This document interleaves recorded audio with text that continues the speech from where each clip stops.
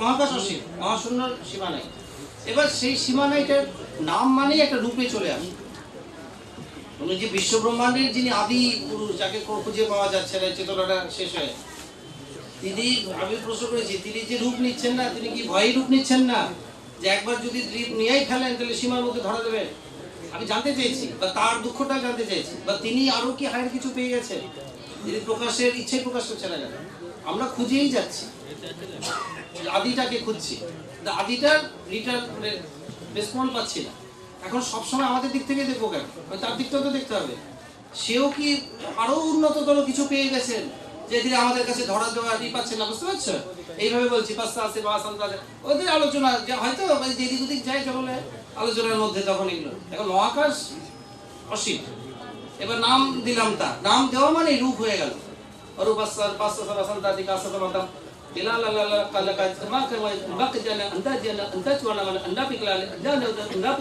চলছে, স্টেপ চলছে, পরপর চলছে রূপ। এবার অসীম সব এই পিস করতে করতে চলছে। লাস্টে বলে যেভাবে সাপটা চলছে, অসীম সীম অসীম সীম করতে করতে এগো, এই যে অসীম বসে আছে আমাদের, এই যে ইন্টারভিউ করছে সাপটা ভিতরে, যে মূলাধার চক্রের মনে হচ্ছে এই সাপটা টার্ন নিয়ে যাচ্ছে। তোমরা সীমা অসীমের বাউন্ডারির মধ্যে চলতে থাকো, দেখা যাক এক্সপ্লোরটা কোথায় গিয়ে পৌঁছে। বুঝতে পারছো? দেখা যাক, আবার যখন দেখা হবে 1 বছর পর আবার যাবো, তখন আবার তাদের কাছে ভাবনা আসবে। সুতরাং এই অর্থে যদি বলে থাকে যখনই নামকরণ হবে তখন সে সসীম। নাম মানেই একটা, এক্ষেত্রে বাবু আমার একটা কথা আছে। আপনি যেমন বলছেন যে গভর্নমেন্ট, হ্যাঁ, গভর্নমেন্টের মধ্যে তো চৌকিদার থেকে জারুদার প্রেসিডেন্ট সবাই করবে। এবার আমি যখন মহাকাশ যদি বলি, মহাকাশকে তুমি সীমায় কি করে সীমায়িত করবে? অন্য নামের কথা বাদই দিলাম, এই যে যার আদি নেই, অন্ত নেই, ডান নেই, বাম নেই, মাইলের পর মাইল, কোটি কোটি মাইল, সেকেন্ডে কোটি কোটি মাইল বেগে গেল, যার কোনো ই নেই, মনে হবে এক জায়গায় দাঁড়িয়ে, লেট ইট বি নেম মহাকাশ। যখনই নেম আসছে, হ্যাঁ, তখনই তার সসীমতা আছে। সসীমতা আছে মানে তার পরিবর্তন আছে। তুমি তো গভর্নমেন্টই ধরো, গভর্নমেন্ট কি এক আছে? গভর্নমেন্ট তো এক নাই। তোমার জন্মের পর কত রকম গভর্নমেন্ট দেখেছো? পরিবর্তন। যখনই মহাকাশকে আমরা ডিসক্রাইব করছি, ওই আদি অনন্ত থেকে অ্যাবস্ট্রাক্ট একটা অ্যাবসলিউট জায়গা, তার কোনো পরিবর্তন নেই। যদি গভর্নমেন্টও ধরি, গভর্নমেন্ট তো পরিবর্তন হয় আমাদের। সুতরাং নামকরণ মানেই তার একটা পরিবর্তনের মধ্যে দিয়ে প্রকাশ জায়গা বলতে গেলে তো এক জায়গায় দাঁড়াতে হচ্ছে। তাহলে তো কিন্তু সেটা তো অসীম, সেইটাকে তো আমি একটা শেপে তো আনতে পারছি না।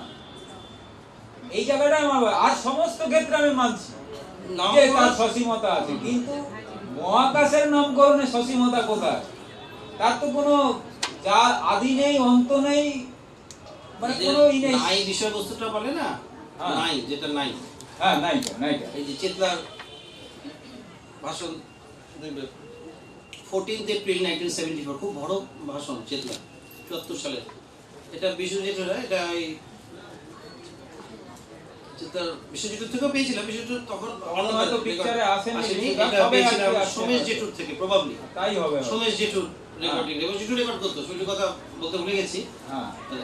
তাতে দেখবে ঈশ্বর নাই কনসেপ্টটা, নাই তাকেই বলা যায় যে অ্যাকচুয়ালি আছে। আছে বিষয়বস্তু সম্বন্ধে ওয়াকিবহাল না, তুমি নাই বলতে পারো না।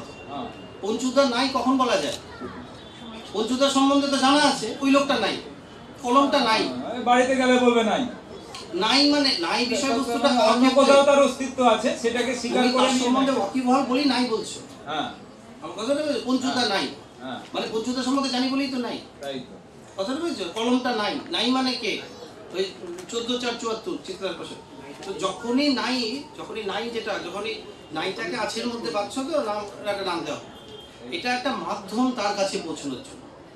আলটিমেটলি ধরা হচ্ছে যে নামটাকে ব্যাখ্যা করতে করতে এমন জায়গায় যাওয়া হচ্ছে, নামটা তুমি যত দূর যাচ্ছ, নামটা সেই অসীমের, এখন তো অসীম, আমরা মহাকাশের মহানাম, তো নামটা অ্যাকচুয়ালি সেই অসীমের দরজা। ওর মাধ্যমে আমরা এমন একটা জোনে হয়তো রিচ করতে পারি বা প্রবেশ করব, যেটা জেনুইন নাম হয়েছে, মানে তার একটা শেপ, বুঝলেন? শেপ নেওয়া মানে সে পরিবর্তনের মধ্য দিয়ে তার প্রকাশ। যে কোনো জিনিসের প্রকাশটা পরিবর্তনের মধ্য দিয়ে, অ্যাবসলিউট, যেটা ফাঁকাটাকে একমাত্র অ্যাবসলিউট, যে কোটি কোটি বছর ধরে একরকম, মানে ফাঁকা জায়গাটা, আর বাকি সব হচ্ছে পরিবর্তনের মধ্যে। যে তুমি ছোট থেকে বড় হচ্ছে পরিবর্তনের মধ্যে দিয়ে, হ্যাঁ তোমার প্রকাশ যখনই হচ্ছে তখনই পরিবর্তন আছে, সূর্যটা পরিবর্তিত হচ্ছে, হ্যাঁ স্লো আমাদের হিসাবে স্লো, চাঁদটা পরিবর্তন, গাছপালা, যে কোনো জিনিসের বস্তু জগতের প্রকাশটা পরিবর্তন মাস্ট। হ্যাঁ কথাটা বুঝতে পারছো? যখনই নাম যখনই হলো তখনই তার পরিবর্তন। নাম নিজস্ব গ্রোথ হয়ে গেছে, 69-এ দিয়েছেন তো নাম, নামের নিজস্ব এন্টিটি গ্রো হয়ে গেছে, নাম ও প্রাণ বুঝলি তো? তৈরি হয় ওভাবে, তারপর নিজস্ব গ্রোথ করে সে নিজের মতো করে এবার নিজে নিয়ে করছে। নামও একটা ফর্ম নিয়ে পেয়ে যায়, মানে নামের পরে নামের রূপ, রূপ একটা নামকরণ হলো মানে রূপ, আর রূপের অস্তিত্ব এই পরিবর্তনের মধ্য দিয়ে থাকবে। অরূপ ব্যাপারটাই অনন্তে রিচ করেছে। নাম যখনই নাম হলো, নাম নাই বা মহাকাশ ভগবান নাই, তখনই আমি কিন্তু ওয়াকিবহাল আছি। ভগবান মানে একটা আইডিয়া আছে আমার, সেটাকে আমি বললাম ঈশ্বর নাই। যেমন এক ধরে আমরা অঙ্ক করি, ঈশ্বর নাই, যে বলছি ঈশ্বর নাই, একটা কনসেপ্ট, একটা ভাবনা থেকে একটা ঈশ্বরের সম্বন্ধে একটা আইডিয়া আছে, সেই আইডিয়ার ভিসাবি ও বলছে নাই, এটা বলতে চেয়েছি। আইডিয়াল